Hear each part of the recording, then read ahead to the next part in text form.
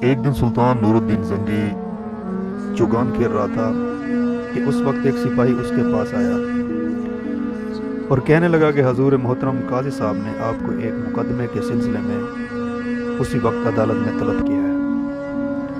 سلطان نے یہ سن کر کھیل چھوڑ کر فوراً اس سپاہی کے ساتھ قاضی صاحب کی عدالت میں جا پہنچے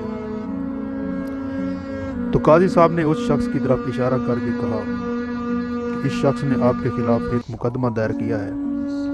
اس کا کہنا ہے کہ اس کی زمین پر آپ نے ناجائز قبضہ کر لیا ہے۔ آپ کے اس سلسلے میں کیا جواب ہے؟ سلطان نے نہایت ہی ادب و احترام سے کہا کہ اس شخص کا دعویٰ درست نہیں ہے، وہ زمین میری اپنی ہی ہے اور میرے پاس اس کے ثبوت بھی ہیں۔ قاضی صاحب نے کہا کہ آپ وہ تحریری ثبوت اگلی تاریخ کو پیش کریں۔ سلطان نور الدین زنگی نے مقررہ تاریخ کو کچھ کاغذات عدالت میں پیش کر دیے۔ ان کاغذات کی بنیاد پر فیصلہ ہوا کہ زمین سلطان کی ملکیت ہے۔ سلطان نے فیصلہ سنا اور قاضی صاحب کے سامنے ہی کہا کہ اب زمین اپنی طرف سے میں اس شخص کو دیتا ہوں جس نے مجھ پر مقدمہ دائر کیا تھا۔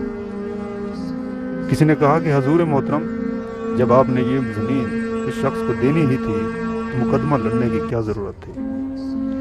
تو وہ پہلے ہی اس شخص کو دے دی جائے۔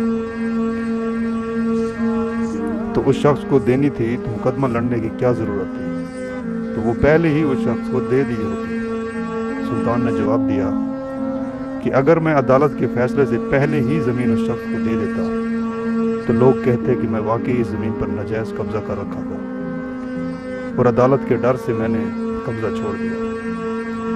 اب جب کہ عدالت نے میرے حق میں فیصلہ سنا دیا ہے اور سب لوگوں کو معلوم ہو گیا ہے کہ یہ زمین میری ہی ہے اور میں اپنی طرف سے یہ زمین اس شخص کو دیتا ہوں تاکہ اس کے اوپر کوئی برا اثر نہ پڑے۔ قاضی صاحب اور عدالت میں جتنے بھی لوگ تھے سلطان کے عدل کو دیکھ کر حیران ہو گئے۔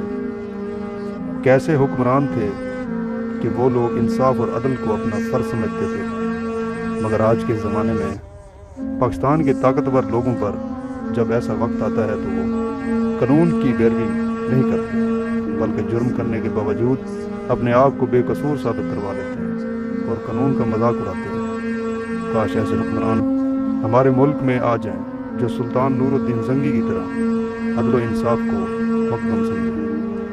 اللہم صلی علی محمد وعلی آل محمد کما صلیت علی ابراہیم وعلی آل ابراہیم انک حمید مجید۔ اللہم بارک علی محمد وعلی آل محمد کما بارکت علی ابراہیم وعلی آل ابراہیم انک حمید مجید۔ آخر دعوانا الحمدللہ رب العالمین۔